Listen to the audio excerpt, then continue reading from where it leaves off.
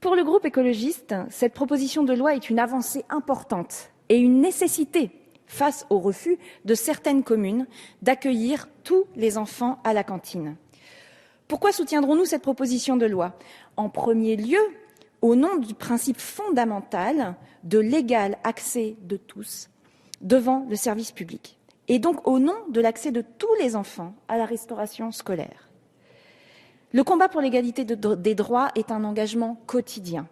L'école doit plus que jamais incarner l'inclusion, l'égalité des chances, l'apprentissage de la solidarité, du vivre ensemble et du respect de l'autre.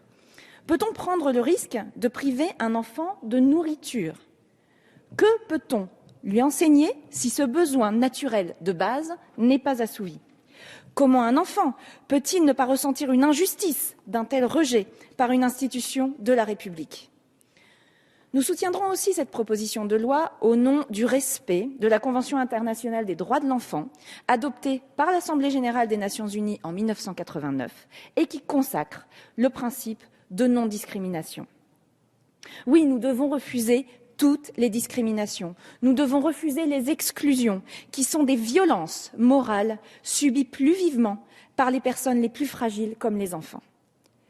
Malheureusement, dans le monde aujourd'hui, faut-il le rappeler, 870 millions d'êtres humains souffrent de malnutrition. 79 millions d'Européens vivent en dessous du seuil de pauvreté et 16 millions dépendent de l'aide alimentaire. Nous soutiendrons aussi cette proposition de loi car l'accès à tous les enfants à la restauration collective dès le plus jeune âge est un enjeu de santé publique et d'égalité sociale. Le lien entre la qualité de l'alimentation à domicile et la catégorie socio-professionnelle des parents est réel. Les enfants issus de familles aux revenus modestes sont plus nombreux à souffrir de troubles de l'alimentation comme l'obésité, 20% d'entre eux, que les enfants nés de parents cadres ou de professions intermédiaires qui ne sont touchés qu'à 12%.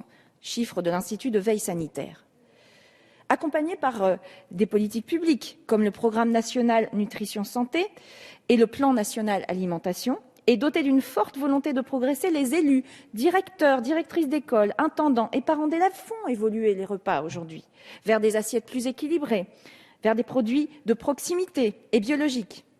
L'objectif d'introduction de 20% de produits biologiques dans la restauration collective prévue par le Grenelle de l'environnement n'est malheureusement pas encore atteint, mais on avance, parce que l'impact positif des produits bio sur la santé n'est plus à prouver.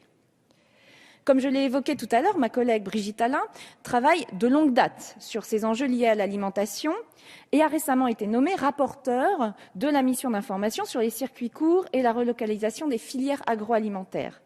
À travers les nombreuses auditions qu'elle mène, elle a pu faire le constat que les cantines peuvent devenir des lieux hautement éducatifs, comportant des enjeux forts sur l'éducation, aux besoins nutritionnels, à la diversité, au goût, mais aussi au civisme, c'est-à-dire respecter son voisin de table, trier des déchets ou encore ne pas jeter la nourriture, pour ne citer que quelques exemples.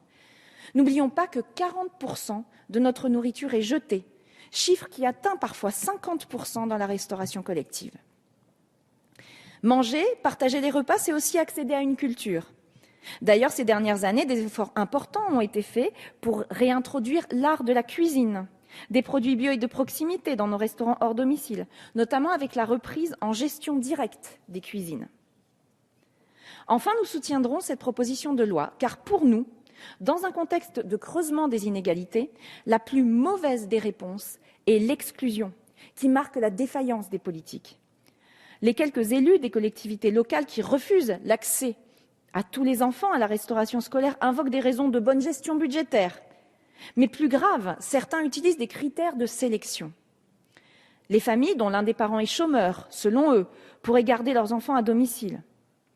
Or, élever un enfant doit être conciliable avec l'accès à l'emploi, avec la formation, avec la participation à la vie citoyenne. C'est aussi une question d'égalité femmes-hommes, car c'est encore le plus souvent la mère qui est concernée. Les enfants qui appartiennent aux milieux les plus fragilisés doivent avoir accès aux mêmes activités que leurs camarades plus chanceux. De même, les enfants souffrant de troubles de la santé ou de handicap physiques, mentaux ou psychiques, soumis ou non à l'observation d'un régime alimentaire, doivent pouvoir rester à la cantine avec leurs camarades. L'école et le milieu périscolaire doivent être les lieux de l'inclusion, de l'égalité des chances, de l'apprentissage, de la solidarité, du respect de l'autre dans ses différences, qu'elles soient physiques, culturelles, cultuelles ou d'origine. En outre, ne pas permettre aux élèves handicapés de rester avec leurs camarades lors de la pause méridienne risquerait d'être un facteur favorisant leur déscolarisation. Nous avons un amendement d'ailleurs qui tend à préciser ce point. Il s'agit de ne plus permettre d'exclure de la restauration scolaire, lorsque ce service existe, bien entendu, les enfants en situation de handicap ou de troubles alimentaires. Le Conseil d'État ainsi que le Défenseur des droits, à 2 reprises, ont insisté sur cet impératif. Proposée donc par le groupe RRDP, cette proposition de loi qui donne la possibilité à chaque parent d'inscrire son enfant à une cantine, quelle que soit la situation des parents de cet enfant et la situation de l'enfant, recueillera sans aucun doute le soutien des écologistes, même si en arriver à devoir faire une loi pour rappeler le principe constitutionnel de l'égal accès des usagers aux services publics nous interroge sur la société dans laquelle nous vivons. Je vous remercie.